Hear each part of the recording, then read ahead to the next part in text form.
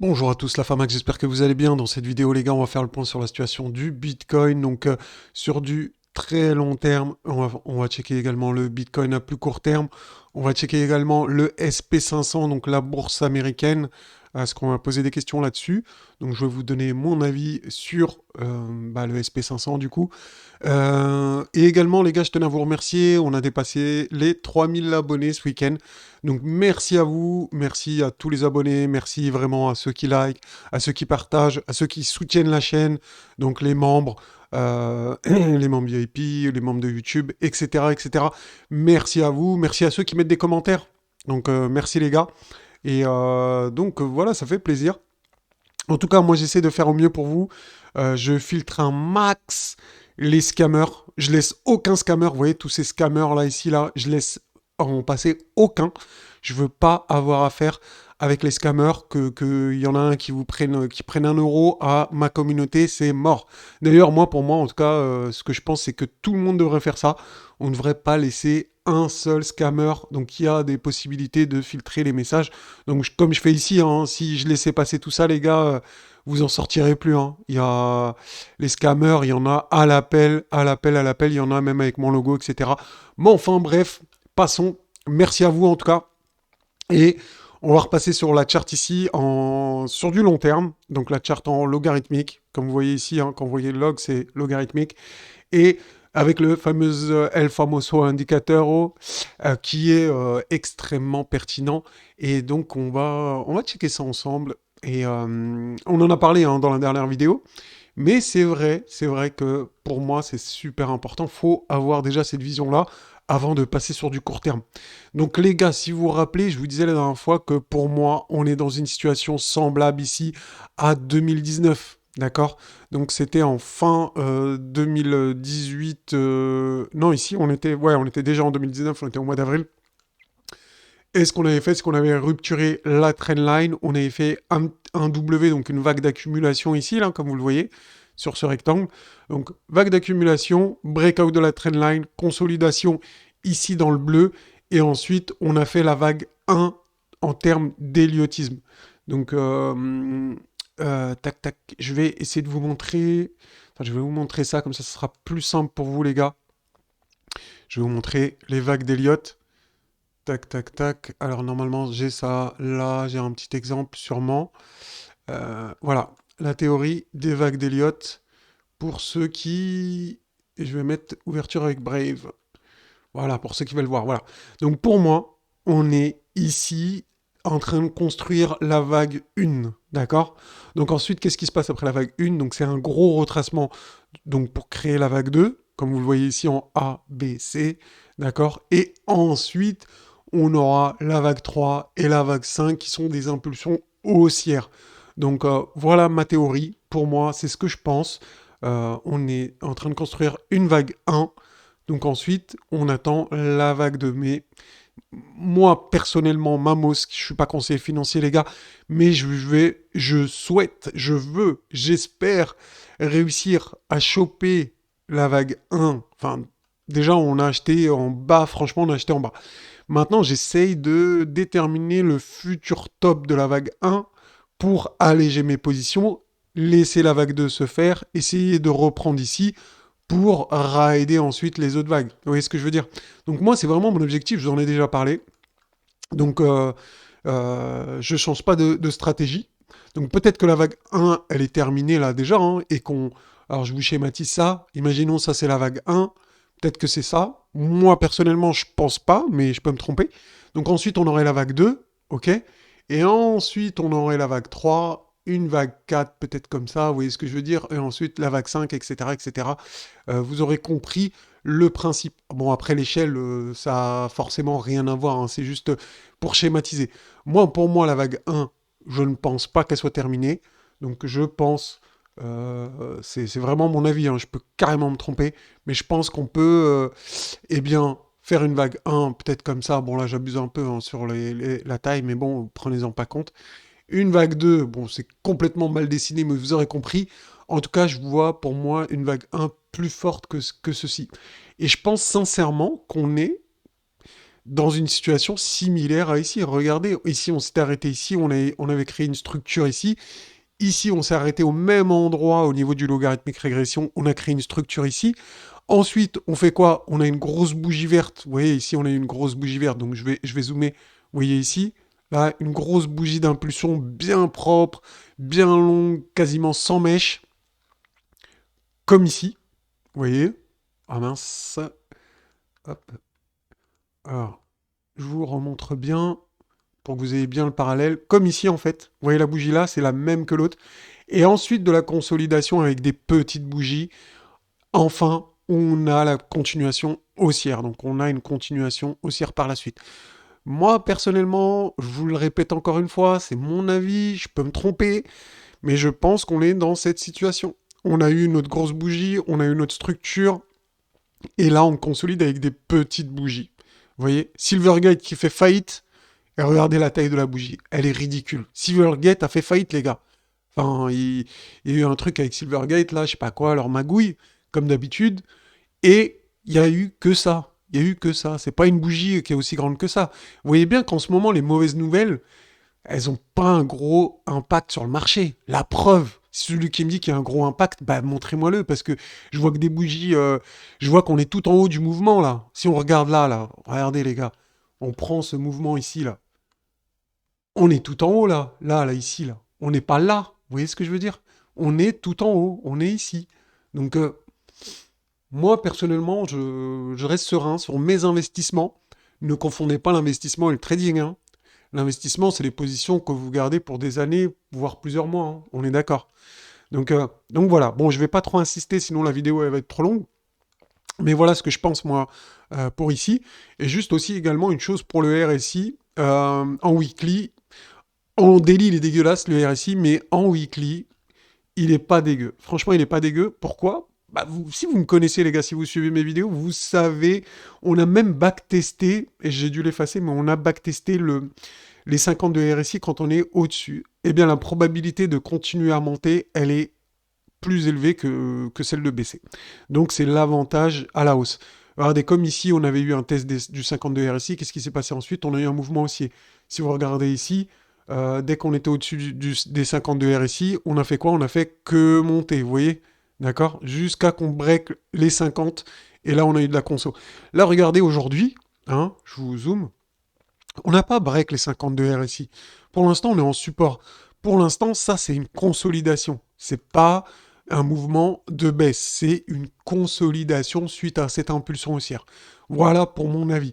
On avait vu dans la dernière vidéo les objectifs en projection de Fibonacci. D'accord? Donc, ils sont ici et on a vu également donc du coup, les objectifs en retracement. D'ailleurs, je vais le matérialiser ici.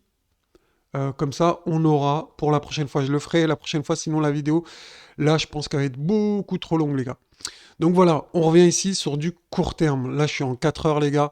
En 4 heures, eh bien, là, on est peut-être dans le bruit, on est dans le marché un peu plus, bah là, qui va être beaucoup plus volatile du coup. Donc, eh bien, qu'est-ce qui peut se passer? C'est pas forcément vrai ce que je vais vous dire. Dans le sens où le court terme, eh bien, ça peut très vite changer. Mais bon, étant donné la consolidation, moi, je vois un ascending channel. Ce qu'on appelle en français un channel montant, ascendant, tout simplement. C'est pas compliqué. Donc ça, c'est une figure de continuation haussière. Donc vous voyez, borne basse, borne haute, etc. Donc ça, on peut le faire même plusieurs fois avant de faire une continuation haussière. Selon moi, bien évidemment, on peut faire un retournement, mais comme je vous l'ai dit, pour moi, je pense qu'on aura une continuation haussière. Et rappelez-vous les objectifs, on avait vu un objectif jusqu'à 36 000 dollars ici. Donc moi, ça ne m'étonnerait pas. Donc on aille faire ça. Donc pour l'instant, on est dans la consolidation. Euh, donc, je- regardez, il y a également, on voit quoi? On voit le tunnel qui est en support ici. Donc vous le voyez là. Là, on est passé au-dessus du tunnel. Ça sert de support. Donc on s'appuie dessus. C'est des signaux, c'est pas des signaux bearish. Pour moi, c'est pas des signaux bearish. Donc on avait vu, hein, je vais juste revenir sur les, comment ça s'appelle, l'onglet communauté. On va aller checker les sondages très rapidement pour voir ce que vous pensez, les gars. Donc en attendant que ça charge, je vais juste finir avec ça. Donc pour moi, on est en train de s'appuyer sur le tunnel ici. Donc on s'en sert comme support pour aller chercher les objectifs haussiers, les gars. Pour aller chercher les objectifs haussiers. Donc après, bien évidemment, je peux me tromper, mais ça, on le verra par la suite, les gars. Donc voilà. Tuc, tuc, tuc. Donc, on avait fait un sondage il y a 2 jours avec 361 votes. Donc je pense que c'est assez représentatif quand même. Donc selon vous, c'est le dernier nettoyage. Une majorité de gens qui sont bearish, les gars. Donc 49% à penser que la baisse ne fait que commencer et 39% qui pensent que c'est le point bas pour mieux repartir. Donc je pense que vous connaissez mon avis. Je vais pas vous insister là-dessus, hein. Je vais pas vous dire comment ça s'appelle, enfin vous m'avez compris le sens de ma vidéo. Donc vous savez ce que j'aurais voté ici. Tiens, on avait fait un sondage hier. Pendant cette baisse, vous en avez profité pour alléger au vent de vos positions. Il n'y a que 9% qui l'ont fait. Acheter ou renforcer, 46%. Rien, je tiens. 39%. Ça, c'est assez paradoxal. Donc, il y a beaucoup de gens qui pensent que la baisse ne fait que commencer, mais qui soit achètent, soit ne font rien. C'est paradoxal, je trouve. Je trouve. Au moins, c'est... En fait, je pense que les gens se préparent au pire, se disent, bon, bah, de toute façon, c'est mort, ça va baisser, mais tant pis, je touche pas. Je pense que c'est pas une mauvaise stratégie, sincèrement. Euh, c'est mon avis. C'est mon avis. Donc, je pense un peu comme vous, hein, je suis un peu comme vous. Sauf ici, je suis pas dans la majorité. Moi, je pense que c'est un point bas. Mais je peux me tromper, bien évidemment. Donc ceux qui achètent, qui renforcent, ah, c'est pas con, hein, je pense vraiment que c'est pas con. Donc maintenant, les gars, on va checker rapidement le SP500. Le SP500, c'est la bourse américaine, les gars, vous le savez. Donc là, je suis en weekly, en semaine. Et moi, ce que je vois ici, les gars, bah, ouais, je vais être honnête avec vous, hein, on va pas parler chinois. Ici, je vois une figure de retournement haussière. Je vois une consolidation en biseau ouvert. Donc je vais vous montrer sur Google la pattern. Donc je ne sais plus comment ils appellent ça. C'est un biseau, je l'ai tapé en français, ouvert, descendant, je crois. Ils devraient appeler ça comme ça. Ascending channel, je sais plus quoi. Non, c'est même plus ça. Donc on va essayer de checker ça sur, euh, sur le Google Images, comme ça vous allez voir à quoi ça ressemble. Pour les débutants, ceux qui connaissent pas, je pense qu'on va la trouver rapidement. Après, j'ai pas une connexion de ouf, hein. Franchement, j'ai pas une connexion de ouf. C'est pas ça du tout. C'est pas ça. Je dis biseaux ouverts. Ils sont pas ouverts ces biseaux là. C'est que des biseaux fermés. Ah, pénible, pénible. Voilà, c'est ça. Voilà. Bon, bah, vous voyez, hein, j'invente rien, ça existe, hein. Hop, ici, on va mettre afficher le fichier pour l'avoir en biseau d'élargissement descendant. Ils appellent ça aussi. Vous voyez ici, tac, tac, tac. Donc un biseau ouvert et on a une consolidation à l'intérieur. Ensuite, on sort et on break et on a une continuation haussière. Euh, donc moi, je pense que c'est qu'on est dans ce cas-là. On a eu un pullback ici, donc pour l'instant qui a été validé. Bah pour l'instant, les gars, c'est pas dégueu quoi. Il y a pas de quoi crier au loup pour l'instant. Pour l'instant, si on repasse sous cette trendline, je me dirais que ça pue.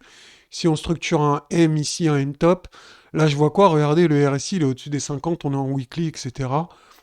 Franchement, est-ce qu'il y a mort d'homme pour le moment? Non. Après, il y en a aussi qui me disent oui, mais tu tiens pas compte, il y a de la récession, de la machin, du truc. Je sais pas, moi, la récession, ouais, bof. Je sais pas, je suis pas convaincu. Euh, pour l'instant, en tout cas, c'est pas ce que les graphiques nous disent. Les graphiques, tout est dit dans le graphique, hein. Toutes les news, le FTX, il est dans le graphique. Vous voyez ce que je veux dire? Enfin, ça, c'est un petit peu compliqué. Bon, ça fera peut-être le sujet d'une autre vidéo, mais je vais pas rentrer dans les détails. En tout cas, franchement, le graphe là, il est pas dégueu. Je vois pas un graphe complètement bearish, sauf si ça change dans quelques jours, ok. Mais pour l'instant, le momentum, il est ok. La structure de prix, elle est ok. On a même le luxe d'avoir une figure de retournement.